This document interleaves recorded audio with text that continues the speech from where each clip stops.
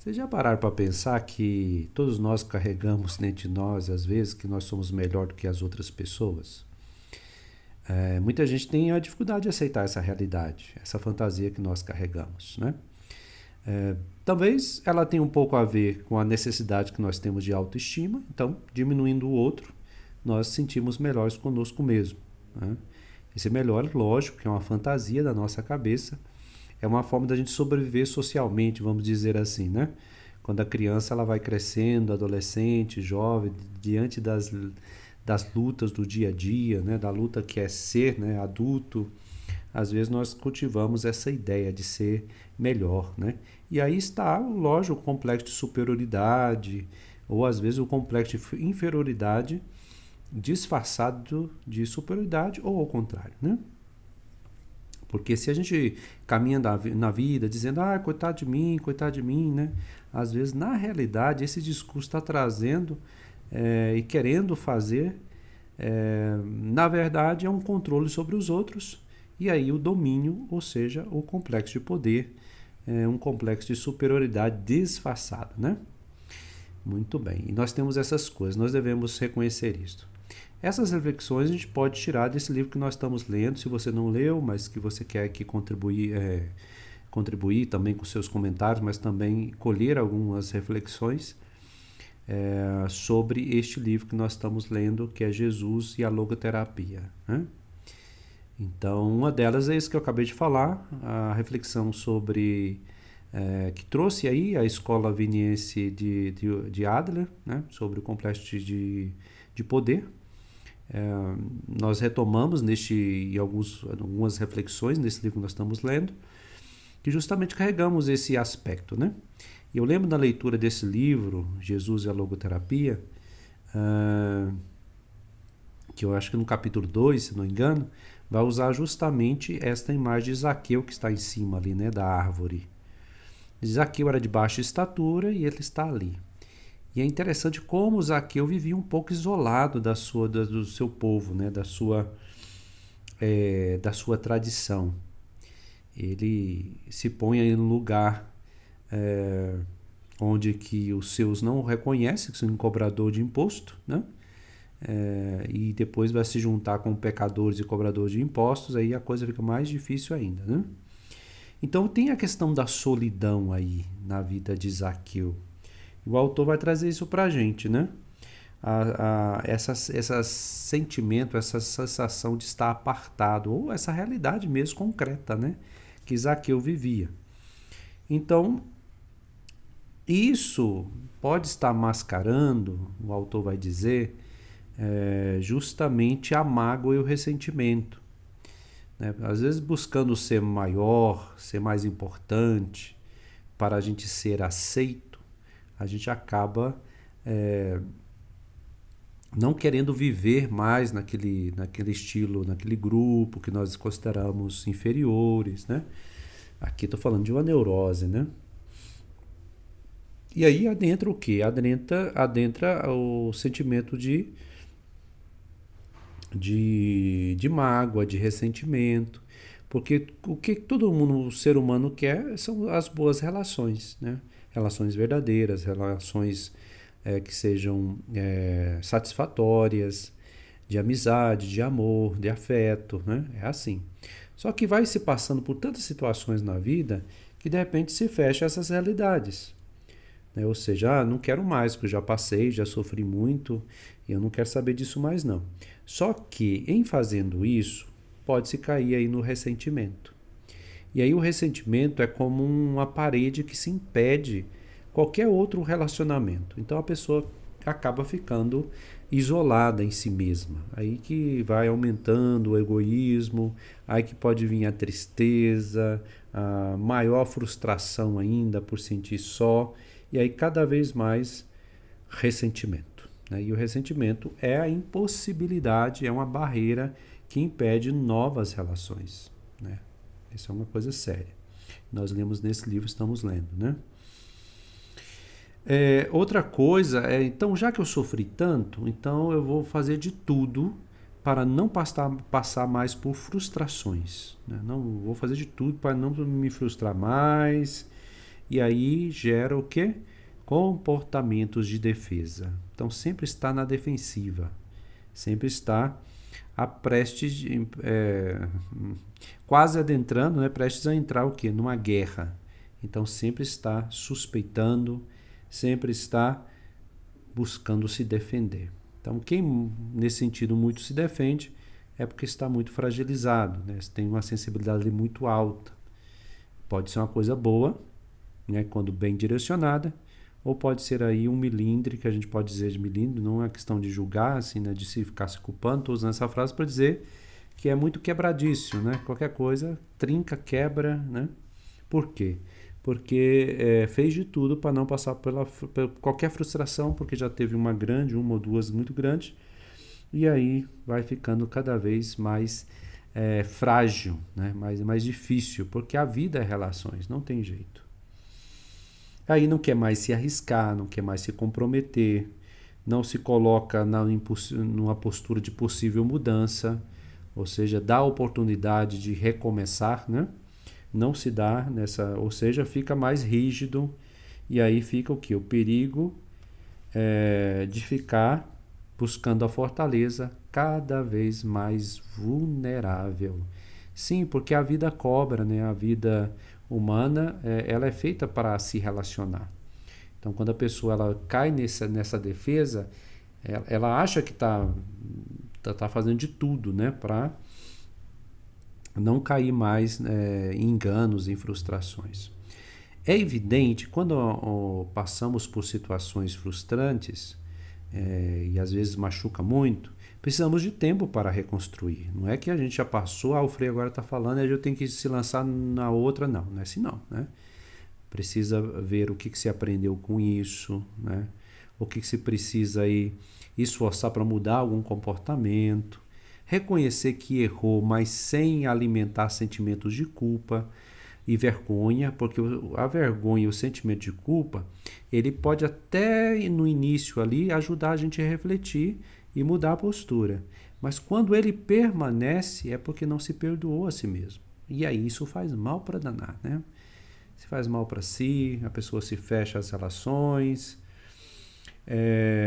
Veja que, se a gente olhar o que nós lemos nesse livro, nessa releitura, né, que o autor faz desse trecho, texto bíblico, né, de Zaqueu, Zaqueu, ele está nesse processo de mudança, né, porque ele estava em cima, Jesus o convida para descer, né, ficar rente ao chão, como os outros, né? Desce aqui um pouquinho. Então ele desce, né? Então é esse processo de mudança. Tem uma coisa que o autor do livro nos recorda, que aí é a crítica, né, da logoterapia, a psicanálise pura, né, mais tradicional, que é justamente esta tentativa de encontrar uma explicação no passado. Sim, é válido em muitos aspectos, porém, o mais importante não é encontrar uma explicação, né? É o que eu vou fazer com isso. Faz parte do caminho, do processo, encontrar, às vezes, algumas explicações, né? Históricas, pessoais, familiares.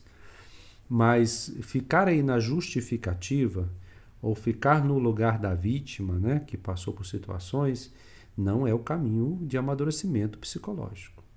E aí que vem a contribuição da logoterapia justamente para dizer do espírito humano, que é esse espírito de transcendência, ou seja, transcender a si mesmo cada vez mais, né? E não ficar parado. Então o homem e a mulher sempre têm essa possibilidade de escolha. Claro que muitas vezes o condicionamento que nós passamos na vida leva tempo de superação. A logoterapia não está desfazendo disso, desse conhecimento. Mas fica a pergunta, né? O ser humano tem liberdade? Tem. Tem possibilidade de escolha? Tem. Até em situações limites da vida e de situações assim traumáticas, sim, tem, né? Tem sim. Então, ficar na justificativa do passado, isso é muito comum na psicologia popular, né? Assim, mais na boca das pessoas por aí. Ah, eu sou assim porque aconteceu isso. Pois é, né? Aí depende, né? E a gente percebe que em grande parte desta fala Aqui, gente, não é para falar de todos os casos, tá? Eu estou falando aqui de um sentido mais popular, que está aí na boca das pessoas. Porque alguns traumas são difíceis, né, de superar, requerem longos períodos de terapia, às vezes com intervenção de psiquiatra, de médico, de medicamentos, né? Então leva tempo, né? Por favor, não vamos julgar, não. Mas, assim, em grande parte que nós vemos nessa psicologia que está aí na boca do povo, esse discurso, né, do passado, essa explicação do passado que fica por ela mesma, né? Mas aí vem a pergunta, né? A psicanálise realmente dá conta disso, nesse sentido, essa psicanálise tradicional, de encontrar, sou assim porque eu tenho os impulsos infantis e vão, né? É só isto ou tem mais, né? E que a logoterapia vai dizer, olha, ficar preso no passado não é a solução, não é a resposta, né? Porque o ser humano tem essa capacidade de escolha e liberdade. Essa pergunta. Não temos escolha diante das pulsões, diante das fantasias que nós temos? Pois é.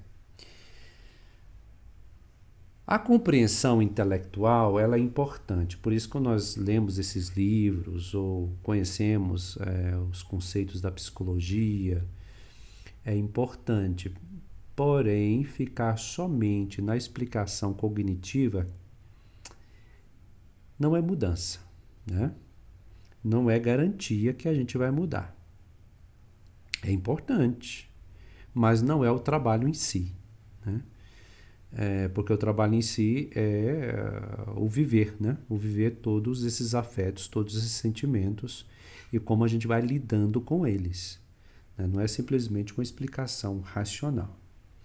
Então precisamos superar o passado e adentrar naquilo que a logoterapia diz sobre o poder desafiador do espírito, ou seja, a capacidade que o ser humano tem de superar a si mesmo, né? De tomar decisões, de escolher aquilo que faz mais bem para ele, né? A mudança não se dá, né, de forma fácil. Quem disse que seria fácil? Essa mentalidade hoje muito tecnicista, objetiva, é um problema sério. A gente falou isso no primeiro vídeo, né? Achar que o ser humano é uma máquina, achar que basta tomar uma pílula, basta apertar um botão, não é assim. A vida não é assim, né? E uma coisa é clara, o ser humano é um ser de mudança, é um ser de relação, é um ser de aceitação, é um ser transcendente. Nós mudamos aquilo que nós aceitamos, né? Primeiro é preciso acolher o que somos, para depois fazer as nossas opções e lutar por elas, né? Então é esse caminho de mudança, transformação que sempre está neste processo de desenvolvimento, né? Sempre está nesse desdobramento, sempre.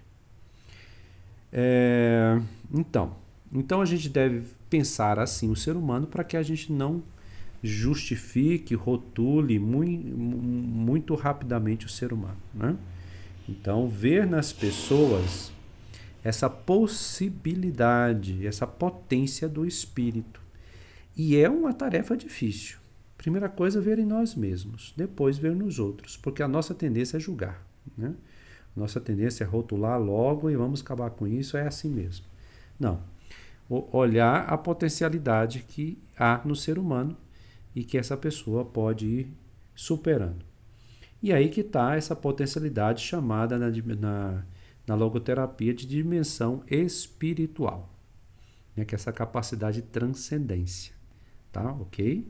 Espiritual aqui é nesse sentido assim, bem concreto, né? De escolha, de liberdade que o ser humano tem.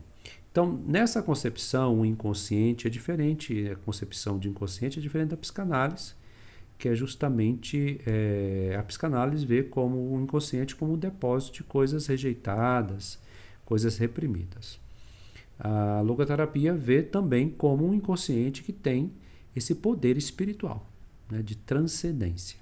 Transcendência aqui, sempre lembrando de superar a si mesmo, né? Nas escolhas, na liberdade, sempre dar um sentido à vida, sempre novamente essa possibilidade. E não simplesmente estamos falando de religião, estamos falando dessa capacidade do ser humano potente, né? De potência, de transcendência, que está no inconsciente, vamos dizer assim também, como que um inconsciente espiritual. Não só de coisas ruins, né? De repressões, de pulsões sexuais, pulsões de morte, não. Pulsões que Freud também vislumbrou um pouco, né? Que é a pulsão de vida. Muito bem. Espero que tenha contribuído com vocês nessa leitura desses capítulos, deste livro, A Logoterapia. Tem muito mais coisa. Seria bom ler, escrever do lado, anotar, né? Para que a gente aprofunde nessas temáticas. Vou gravar outros vídeos sobre este mesmo livro. Espero que tenha contribuído com vocês na reflexão. Até mais, com Deus, tchau.